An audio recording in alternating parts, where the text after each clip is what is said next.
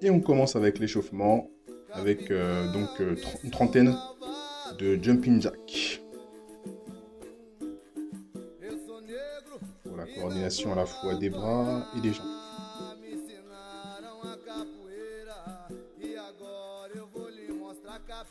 Voilà, c'est ça, on en fait 30, ensuite on relâche. Et puis on va passer donc au talon-fesse, on va maintenir la jambe quelques secondes et puis on relâche.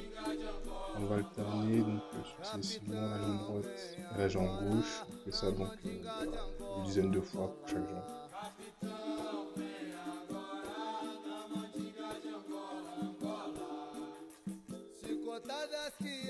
Ok, très bien. On va passer du coup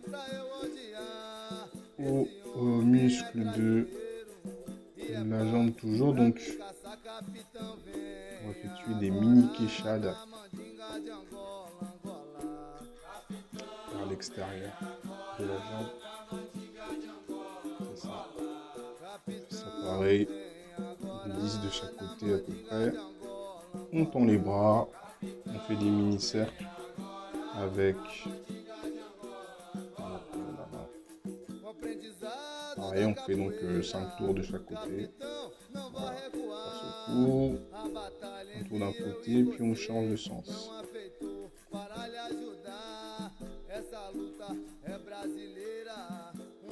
ça, nickel. Allez, le bassin, donc on effectue quelques rotations du bassin, 5 d'un côté, puis 5 de l'autre. Voilà, quelques petits mouvements histoire de se mettre en jambes avant de démarrer la série de mouvements. Un mouvement que vous avez vu qui a un peu changé. On va faire donc 8 exercices. Une durée de 65 secondes avec 15 secondes de repos entre chaque. On passe maintenant donc au genou.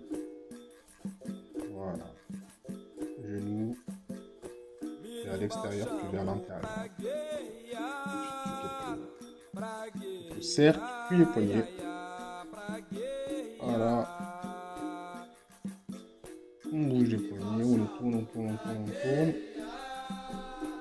On va pouvoir passer donc au premier exercice qui est la ginga. C'est parti, on y va donc. La ginga. Comme d'habitude, on démarre avec la ginga.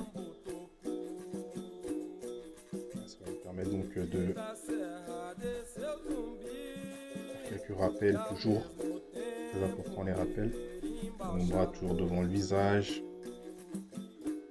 On pense à bien allonger la gingue. Quand je dis allonger la gingue, c'est bien reculer votre pied de devant. Bien reculer plutôt votre pied arrière lorsque vous faites la gingue. Laissez un écart suffisamment grand pour utiliser un maximum d'espace. Déjà dépassé la moitié du temps.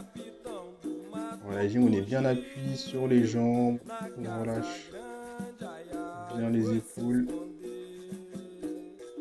en étant solide. Voilà, c'est ça. Allez, plus que 5 secondes. 3, 2, 1 et repos.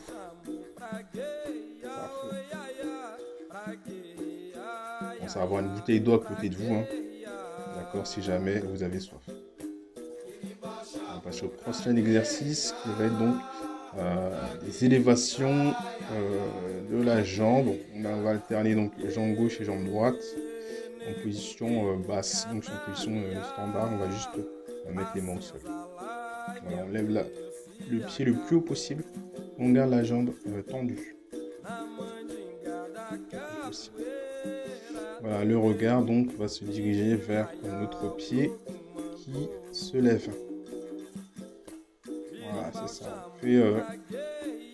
On fait 5 mouvements d'une jambe, puis ensuite on va changer, on va effectuer donc 5 autres mouvements avec l'autre jambe. Voilà, on a déjà dépassé la moitié du temps. Normalement, ça doit chauffer au niveau des cuisses. Voilà, super, on continue. Allez, plus que 15 secondes. Voilà, on maintient toujours le même rythme. Exactement, c'est ça. 6, 5, 4, 3, 2, 1 et repos. Allez, repos, 15 secondes. C'est rapide. Et là, on va passer donc à la demi-méalo. Regardez bien l'exercice. Demi-méalo, 3, 2, 1. On y va. C'est parti.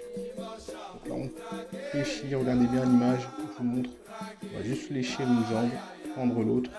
Et on va donc enlever la méalo. Arrive au milieu, on revient dans la position dans laquelle on était juste avant. Exactement comme ça, pensez à avoir la jambe bien tendue. C'est important. En fait, c'est un départ de méalo du compas. Arrive au milieu, on revient à la position initiale. Donc, on fait toujours la jambe gauche. C'est la jambe gauche qui va bouger uniquement. Pensez à garder le pied à une hauteur suffisamment haute. N'oubliez pas, c'est une attaque. Donc, il faut que la jambe soit à minima à hauteur du bassin. Super, on est à 15 secondes là, bientôt, 15 secondes, plus de 15 secondes. 10, 9, 8, 7, 6, 5, 4, 3, 2, 1 et 15 secondes de repos. Voilà, super. Reposez-vous, pensez à aller à votre rythme. Ce n'est pas une course. De toute façon, vous pouvez faire 1, 2, 3, 4 séries pour bien simuler tous ces mouvements-là. 2, 1, on y va. On fait l'autre côté cette fois-ci, jambe droite. Donc, je plie, fléchis, jambe gauche, la jambe droite est tendue. Alors, on fait exactement la même chose, sauf qu'on va donc alterner nos positions. Voilà, vous avez vu là, c'est la jambe droite qui est tendue. Le pied donc est parallèle au sol. On va imaginer qu'on a une cible en face de nous. On va lui donner un coup de talon. Ça peut être intéressant si vous êtes à deux. Avoir une personne qui est en face de vous. Vous allez essayer de la viser, soit au niveau du bassin, soit légèrement au-dessus, au niveau de l'épaule par exemple. Voilà, on va dépasser donc le tiers du temps. Là, je vous montre une autre vue. C'est bien comprendre le mouvement. 5, 4, 3, 2, 1 et repos. Parfait. Repos, là on va se saisir donc pense à boire. Pense à boire, super important. On va changer d'exercice. On passe à la méalo de frente. Go, on y va. Ginga. Méalo de frente. On la base. Et on revient avec le pied derrière. Super important ça, c'est cette maîtrise là du pied. C'est important. C'est un exercice qui est intéressant parce qu'il fait bosser la proprioception. Et il fait travailler aussi l'équilibre. Le pied ne va pas toucher le sol. Le sol uniquement à la fin du mouvement. Voilà, super, on continue. Donc, ça va avoir bien vos bras devant le visage. Qui vont vous permettre de garder l'équilibre aussi en même temps. Et de protéger par l'occasion. Très bien, on continue. Joli. Allez, plus que 7 secondes. 5, 4, 3, 2, 1 et repos. 15 secondes de repos. Là, on arrive donc à la moitié de cette série. On va faire 5 exercices. Allez, là, on va passer à un exercice un peu différent, qui est la queda de rins simplifiée. Vous vous mettez donc à 4 pattes, levez la jambe droite et posez votre pied